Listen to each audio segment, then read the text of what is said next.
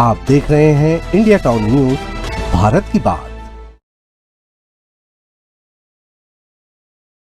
नमस्कार, मैं हूं कमल गौस और आप मेरे साथ देख रहे हैं इंडिया टाउन न्यूज। आज बात उस समस्या की जो छत्तीसगढ़ की पहचान में एक बदनुमा दाग की तरह है, लेकिन अभी पिछले कुछ महीनों से देखा जा रहा है कि इस दाग को साफ करने की कोशिश लगातार हो रही है। समय जरूर लगेगा, लेकिन अब सबको यकीन है हमारे सुरक्षा जवानों पर कि प्रदेश की सबसे बड़ी समस्या नक्सलवाद से अब निजात मिल ही जाएगी। और इसका कारण भी है कि हमारे जवान अब नक्सलियों के गढ़ या उनकी मांड पर जाकर उनसे लोहा ले रहे हैं और बड़ी संख्या में माओवादियों का सफाया भी हो रहा है। नक्सलियों का रहन सहन या फिर घने जंगल में चलने वाली उनकी सल्तनत कैसे होती है, ये हर किसी की उत्सुकता का एक विषय है। ऐसे में हमारे दो जाबाज रिपोर्टर घनघोर जंगल के भीतर उस स्थान तक पहुंचे जहां पहुंचना बेहद खतरनाक और जोखिम भरा है, लेकिन जंगल के भीतर जाकर नक्सलियों के इलाके में हमारे संवाददाता प्रकाश ठाकुर और विजेंद्र पांडे ने क्या कुछ देखा, कैद किया अपने कैमरे में। चलिए उन्हीं से सीधे जानते हैं। प्रकाश, सबसे पहले हम आपसे बात करना चाहेंगे, ये बताइए कि आपके सफर की शुरुआत कहां से शुरू हुई और कितना मुश्किल भरा था ये सफर? देखिए, अगर सफर की बात की जाए तो मेरी जो सफर है वो पहले सुबह 5:30 बजे कांकेर से कोलीबड़ा तक हुई, जहाँ पर मेरे जो सहयोगी विजय पांडे वो पहले से मौजूद थे। पहले उनको मैंने रात में ही आगाह कर दिया था कि आप मुझे 7:30 बजे के करीब मुझे कोलीबड़ा में संपर्क करेंगे, वहाँ से फिर हमारी आगे की सफर जारी होगी। जिसके बाद हम वहाँ कोलीबड़ा पहुंचे। कोलीबड़ा से विजय के साथ हम लोगों ने छोटे बेटिया प्रतापपुर और उसके बाद जो नक्सलियों को गढ़ कहा जाता है हिदूर, तो हिदूर से हमारी जो सफर है वो काफी दिक्कत भरी हुई, क्योंकि ये जो इलाका है कमल, वहाँ पर जो सिर्फ रास्ते कुछ नहीं है, बस पहाड़ है, जंगल है और पतली पतली पगडंडियां है। तो इस पगडंडियों के बारे में बता दो कि पगडंडियां इतने सारे हैं कि अगर आप एक गलत पगडंडी पकड़ लेते हैं तो आपका जो सफर है वो कहीं से कहीं पहुंच जाता है। तो जिसके बाद हम हिदूर पहुंचे और हिदूर से हमने जो ग्रामीण है वो ग्रामीण देखिए कमल, हम अक्सर हमने ये देखा है जब कभी भी हम इलाकों में पहुंचते हैं तो हमारी जो वेशभूषा है, पहनावा है और जो बोलचाल का तरीका है, उसको देखते ही जो ग्रामीण है वो असहज होते हैं। हमारे लाख सवाल या पूछे जाने बातचीत करने पर वो कोई अपना जवाब नहीं देते हैं। तो फिर भी उन्होंने हमें बताया कि जो ये टेका मेटा का रास्ता कहाँ है, और उस रास्ते से होते हुए हमने लगभग 15 से 12 किलोमीटर तक सफर किया, पहाड़ और जंगल। उसके बाद जैसे ही हम टेका मेटा के जो द्वार कहा जाए वहां पहुंचे तो हमने देखा सबसे पहले नक्सलियों के जो स्मारक है जो लाल रंग से पुती हुई थी, जिसको हम कहते हैं कि वो अपने जो मारे गए साथी है उनकी याद में एक बनाया जाता है। और उससे ये कहा जाता है कि ये जो मारे गए साथी है ये उनके लिए मिसाल है, ताकि उनके संगठन में नए लोग भर्ती हो और उनसे सीख ले और उनका संगठन मजबूत हो। जिसके बाद हम पहुंचे तो हमने देखा सबसे पहले कि जो जवान है वो जवान हजारों की संख्या में पूरे जंगल के दोनों तरफ तैनात थी। जिसके बाद हम टेका मेटा पहुंचे। टेका मेटा पहुंचने के बाद हमने जो सबसे पहले नजारा देखा वो ये देखा कि जो तेलंगाना से लाया गया चेन माउंटेन मशीन है वो धू धू करके जल रहा था। फिर वहां कुछ ग्रामीण मिले, उनसे हमने कम्युनिकेशन करने की कोशिश की, लेकिन बड़ी मिन्नतों के बाद जो ग्रामीण है, जो दो जगह जहां पर नक्सलियों का कैंप था, तो एक जो कैंप था वो काफी ऊंचाई पर था और उस पहाड़ को तय करना शायद इतनी तपती दोपहरी में 45 डिग्री के तापमान पर हम किसी के लिए संभव नहीं था। तो हमने दूसरा जो पहाड़ जहाँ पर कैंप था, एक बड़ा कैंप था, वहां पर हम पहुंचे। तो वहां पहुंचने के बाद हमने पाया कि चारों तरफ जो नक्सली के सामान है, दाल चावल नमक पेस्ट दवाइयाँ और बहुत सी सामग्री थी जो वहां पर बिखरे पड़े थे, जिन्हें नक्सलियों ने मुठभेड़ के बाद छोड़कर भागा था। और उसके बाद हमने वहां पर यह देखा कि जो नक्सली है कैसे देसी जुगाड़ से पानी का टैंक बनाते हैं, कैसे वो पानी के रिसोर्सेस को अपने लिए इकट्ठा करते हैं। कि हम उस दिन बता दें कमल, हम जब पहुंचे हमारे पास लगभग दोनों के पास 8 लीटर पानी था, जो पानी खत्म हो चुका था। हमसे जवानों ने आधे लीटर पानी की मिन्नत की। तो हम बिल्कुल समझ सकते हैं कि जवान जो है इन इलाकों पर कैसे ऑपरेशन लॉन्च करते हैं गर्मी के दिनों में।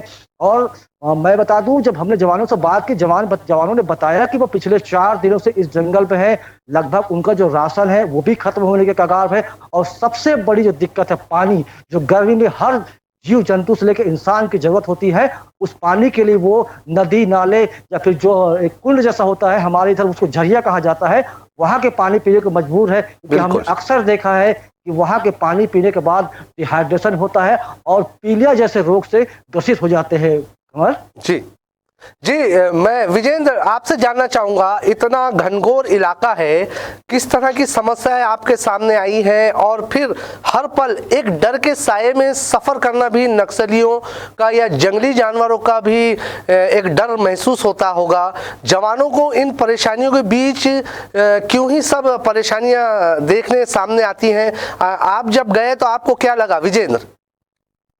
जैसा कि मेरे सहयोगी ने बताया, इनमें जो सबसे बड़ी समस्याओं में से एक समस्या ये थी पानी की समस्या। जी। जैसे कि हम जब रास्ते पर जब सफर कर रहे थे, बिहड़ इलाका है, काफी बिहड़ इलाका है, बता दूं बांस के पूरे जंगल है वहां पे। बिल्कुल। और जवान वहां पे तैनात थे। जब हम उनसे बातचीत करना चाहा तो जवानों ने हमें एक चर्चा के दौरान ये बताया कि कई बार हम पानी को लेकर के, जैसे कि उन्होंने बताया पिछले 4 दिन से हम इस जंगल में तैनात हैं और हमारे पास खाने पीने के जो रिसोर्सेज हैं वो लगभग खत्म होने के कगार पे हैं।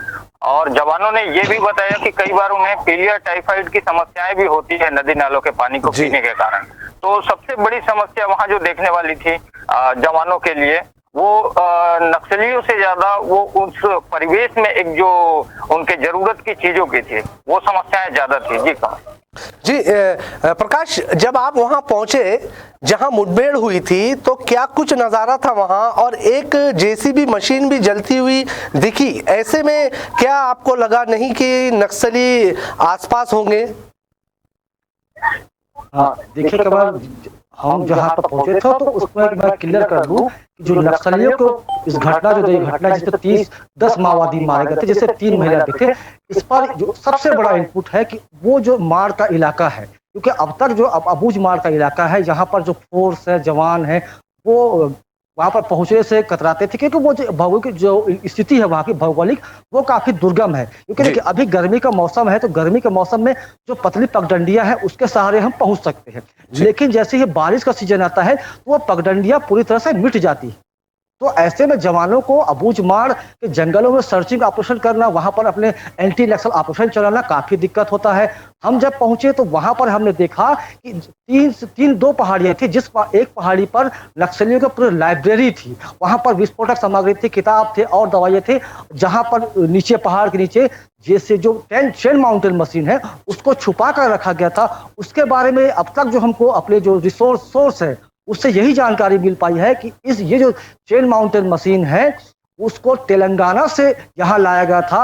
लेकिन जब हमने उसके पहुंचने के बारे में थोड़े से अपने जो होमवर्क किया तो बताया कि जहां पर इनकाउंटर हुआ है उधर 3 बड़ी बड़ी पहाड़ियां हैं और महाराष्ट्र का इलाका है, बीजापुर का इलाका है, तो वहां से चेन माउंटेन मशीन को खड़ी पहाड़ियों से यहाँ तक लाना थोड़ा असंभव है, थोड़ा सा कठिन काम है। लेकिन ये जो छोटे बेटियां इधर से जिस तरह से हम पहुंचे थे उस मार्ग से भी पहुंचना उतना आसान नहीं, क्योंकि लगभग 2 नदी है, बड़ी बड़ी नदियां हैं, फिर पहाड़ है, पथरीला रास्ते, क्योंकि रास्ते का कोई नामो निशान नहीं कमर। सिर्फ वहां जो पगडंडियां जहां पर हमने अपने जो मोटरसाइकिल बाइक है उसके सहारे पहुंचा। और हमें अक्सर हमने देखा है कि जो नक्सली होते हैं वो बड़े ही तकनीक है उनके बहुत एडवांस है। वो जो इंजेक्शन होते हैं, हमने जो डिस्पो वन जिसको कहते हैं, उस पर वो बम प्लानेट करते हैं। तो ऐसे में वहां पर हमारा गुजरना, क्योंकि जो 10 किलो 12 किलो या 50 किलो के वजन से फट जाते हैं, तो हमें भी खतरा था कि हो सकता है नक्सलियों को ये मालूम है कि घटना के बाद जवान जब यहाँ आएंगे और जो अतिरिक्त जवान है तो उनको निशाना बनाया जा सके, तो इसलिए वो बम प्लानेट करते हैं। तो हमें भी खतरा था अपनी जान का, लेकिन फिर भी हमने एक कोशिश की थी कि आखिर जो माओवादियों का कैंप होता है कैसा होता है, क्या होता है, क्योंकि अब तक लोगों ने सिर्फ सुना था और देखा नहीं था। अगर जब कभी भी हुआ मुठभेड़ के बाद जो सुरक्षा बल के जवान है वहां से उनके सामान ले आया करते थे, लेकिन ये जो अप्रैल के महीने में जब पहली बार हापाटोला में इनकाउंटर हुआ जहां 29 इनामी माओवादी मारे गए, जो इतिहास का सबसे बड़ा इनकाउंटर था, उसके बाद नारायणपुर जो डीआरजी और एसटीएफ के जवानों ने 10 माओवादी को मार गिराया। तो ये जो बड़ी सफलता है, ये निश्चित तौर से जो बस्तर के सुरक्षा बल है और जो राज्य की जो सबसे बड़ी समस्या है नक्सलवाद, ये उस पर बड़ा कहा जाए तो कामयाबी है। और आने वाले दिन में लगता है कि जो जवान के मनोबल है, क्योंकि देखिए सबसे बड़ी बात यह है कि जवान जो है वही उन इलाकों पर मूवमेंट करते हैं और वही जो नक्सलियों की गोलियों का सामना करते हैं। क्योंकि देखिए, पहले अगर बात की जाए तो नक्सली बस्तर के भौगोलिक स्थिति को लेकर के जवानों पर भारी पड़ते थे और उसके बाद जवान कई हमने देखे 76 जवान हैं, फिर 22 जवान शहीद हुए हैं। तो अब ये दौर आया कि जब हमारे जो जवान हैं कि उन जवानों ने जो मुख्य धारा में लौटे नक्सली जिन्हें आत्मसमर्पण किया, उनसे इंफॉर्मेशन हासिल की है, उनसे जानकारियां हासिल की है, उनसे भौगोलिक स्थिति का सारा जो अभ्यास है वो सीख चुके हैं। तो अब जब जंगल में पहुंचते हैं तो बिल्कुल नक्सलियों के रणनीति पर ही वो काम करते हैं और जैसा बोली वैसी गोली वो चला करके अब इस समस्या को बहुत हद तक कहा जाए तो नक्सलियों का कमर तोड़ गई। क्योंकि देखिए, दोनों इनकाउंटर में जो आंध्रा के जो बड़े टॉप लीडर है जो अब तक आज तक कभी मुठभेड़ में मारे नहीं गए, जब कभी भी मुठभेड़ हुआ तो स्थानीय जो नक्सली लीडर है उन्होंने गोली खाई, उनकी मौत हुई। और ये जो नेता थे ये आंध्रा या तेलंगाना या दूसरे जो महाराष्ट्र है वहां निकल जाते थे। लेकिन अब ऐसा हुआ है कि दो बड़े नेता मारे गए, जिसमें शंकर राव है और रेंगन्ना है जो तेलंगाना का एक बड़ा लीडर था, जिसकी बताया जाता है कि उसके एक इनकाउंटर में एक आंख घायल हो गए थे, तो एक नकली आंख का यूज करता था जो इस नारायणपुर मुठभेड़ और अबूझ मार्ग में मुठभेड़ में मारा गया है। कमल जी जी जी जी विजेंद्र, हम ये जानना चाहेंगे आपसे कि ग्रामीणों से भी आप मिले हैं, क्या लगता है जो ग्रामीण जो है क्या डर के साए से उभर पाए हैं या नहीं? कुछ बदलाव या फिर नक्सलियों के डर से मौन रहना उनकी नियति बन गई है? एक और बता दूं, जब हम पूरी अपनी इस कवरेज के दौरान जब हम वापस आए उस जगह से वापस टेकमेटा गांव में, तो ग्रामीणों के साथ भी हमने कुछ एक समय उनके साथ भी हमने बातचीत की कोशिश की। और बताना चाहूंगा, अंदरूनी क्षेत्र होने के कारण सबसे ज्यादा जो दिक्कत थी हमारी वो उनको कम्युनिकेट करने में, क्योंकि वहाँ गोंडी बोली बोली जाती है और वो लगभग हमें उतना ही आता है जितना हम जरूरत की चीजें समझ सकें। और वो कहना चाह भी रहे हो तो हो सकता है कई चीजें हमने वहाँ मिस कर दी हो, पर ऐसा कोई डर का साया उनके नजर में ऐसा कुछ नहीं देखने को मिला। जी, मैं प्रकाश आपसे जानना चाहूंगा कि तमाम चीजें जो दिख रही है कितनी हाईटेक है, ये नक्सली इंटरनेट से लेकर कंप्यूटर और सोलर प्लेट बैटरी सभी चीजों का मिलना और स्टोर करना, कैसे करते हैं ये नक्सली इन सब चीजों को जमा, किस तरह से होता है होगा ये? देखिए कमल, मैं अगर कहूं कि बस्तर में नक्सल हुआ, अगर हम नक्सलवाद की बात करें, नक्सल के हाईटेक होने की बात कर रहे हैं, तो निश्चित तौर से कह सकते हैं कि पहले का जो नक्सलवाद था एक सिद्धांत पर आधारित था, जहां पर नक्सलियों को बस्तर में पांव पसारने का पूरा मौका मिला और वहां यहाँ पर जो बस्तर में जो आदिवासी है उसको उन्होंने सब कुछ माना। तो उसके बाद स्वरूप बदला, नक्सलवाद के जो उद्देश्य है वो बदले और बदलते बदलते नक्सलवाद इतना बदल गया है कि आज नक्सलियों के पास आधुनिक टेक्नोलॉजी है। हमने देखा है कि उनके पास AK-47 है, इंस्टेंस राइफल है, जो रॉकेट लॉन्चर है। उन्होंने देसी रॉकेट लॉन्चर बनाने का एक फैक्ट्री खोल रखा है बूझमार में। तो ये सोचने वाली बात है। जब पहले ये होता था कि जब कभी नक्सलवादी जब अपनी बात कहनी होती थी तो वो हाथों से लिखे पन्ने पहुंचवाते थे मीडिया के पास। आज जो नक्सली है वो व्हाट्सएप, मेल और ट्विटर इसके माध्यम से जो मीडिया तक अपनी बातें पहुंचाते हैं। हमने अभी हाल में देखा, जब 29 अप्रैल को जब मुठभेड़ हुआ था तो उसके बाद जो रामकी है और मंगली है, ये दोनों जो एरिया कम अभी हैं, जिन्होंने शंकर राव के मरने के बाद मोर्चा संभाला है प्रतापपुर इलाके का, उन्होंने मीडिया का नाम बाकायदा पत्र लिखते हुए बताया था कि जो पुलिस है जिन लोगों को मारे जाने की जानकारी बता रही, उनके नाम और पते गलत है। हम कुछ दिनों बाद उनके नाम, पते और उनका सही ठिकाना हम बताएंगे, क्योंकि उन्होंने मीडिया के नाम बाकायदा पत्र जारी किया था। कमर, ठीक है कमर, मैं आपसे एक चीज बता दूं, मैं आपको, अगर नक्सलवाद को समझना है तो नक्सलवाद को समझने से पहले बस्तर को समझना होगा। हालांकि अभी देखिए हमारे साथी जो विजेंद्र है, उन्होंने कहा कि हम जब वहां पहुंचे थे तो सबसे बड़ी जो दिक्कत है कम्युनिकेट की, तो वास्तव में बहुत बड़ी दिक्कत है। ये फोर्स के लिए भी है, शासन के लिए, सरकार के लिए, क्योंकि जो आदिवासी है वो आदिवासी 24 घंटे में लगभग 20 घंटे माओवादियों के छत्रछाया पर रहते हैं और प्रशासन या मीडिया ये कभी कभार ही पहुंचते। तो निश्चित तौर से ये कह सकते हैं कि आदिवासियों के बीच नक्सलवादियों के जो प्रभाव है वो कहीं न कहीं सरकार और अन्य जो संस्थान है उनसे ज्यादा है। कमर, बिल्कुल। मैं ये भी जानना चाहूंगा, क्या लगता है कि अब नक्सलियों का सूचना तंत्र उतना मजबूत नहीं है कि जवानों के आने की उन्हें खबर नहीं हो पाती, या हमारे जवान आईजी के नेतृत्व में एकदम सटीक रणनीति पर काम कर रहे हैं? आईजी सुंदर राज के बारे में भी बताइए कि हर सफलता के बाद किस तरह से मनोबल हाई होता है। देखिए, अगर बस्तर आईजी सुंदर राज की बात की जाए तो वो बिल्कुल एक सॉफ्ट नेचर के, बिल्कुल वो एक जो प्रोफेसर होते हैं कॉलेज के, उस नेचर के शख्स हैं। लेकिन उनकी जो बौद्धिक क्षमता है और उनकी जो रणनीति है वास्तव में काबिले तारीफ है कि कोई लंबे समय से बस्तर पर रहे हैं तो बस्तर की भौगोलिक स्थिति को समझते हैं। और सबसे अच्छी बात यह है कमर की जो पुलिस प्रशासनिक अधिकारी में उनका जो व्यवहार है, उनका जो आचरण है किसी भी शख्स के साथ, आम ग्रामीण हो या फिर उनके जो निचला स्तर हो, उनके साथ बिल्कुल एक दोस्ताना, व्यवहारिक और विनम्र व्यवहार है। तो हम उनकी जितनी तारीफ करें उतनी कम है।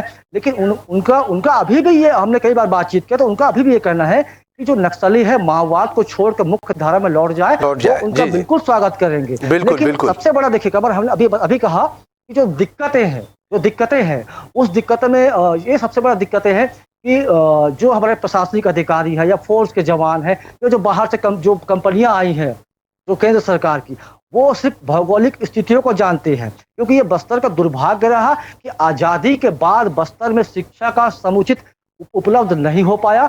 यही एक गैप है, जो गैप, और नक्सलियों ने इस गैपिंग को पकड़ा और स्थानीय जो बोली भाषा है उसको इस्तेमाल करके नक्सलियों को अपने साथ जोड़ लिया। तो आज भी हम कह सकते हैं कमर कि अबूझमाड़ और बस्तर में जो नक्सलियों की सूचना तंत्र है वो पुलिस और फोर्स से कहीं ज्यादा है। क्योंकि उनके इलाके में अनजान आदमी की धमक होती है तो वो 10 किलोमीटर दूर पहले नक्सली है उनको मालूम हो जाता है। लेकिन कुछ समय में जो पुलिस है और जो नक्सलियों को जो हाईटेक टेक्नोलॉजी इस्तेमाल करने की जो एक कमजोरी सामने आई है, उस कमजोरी को सुरक्षा बलों के जवानों ने अपना हथियार बनाया है और उस सूचना तंत्र के आधार पर ये निर्णायक फैसले आए हैं जिसमें नक्सलवाद की गांठें अब निश्चित तौर से काफी हद तक बहुत नुकसान उठाना पड़ रहा है नक्सलवाद के जो लोग हैं उनको।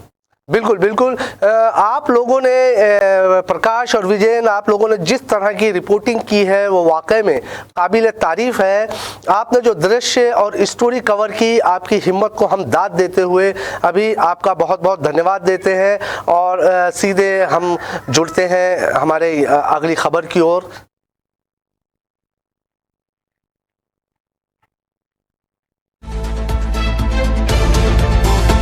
आप देख रहे हैं इंडिया टाउन न्यूज, भारत की बात।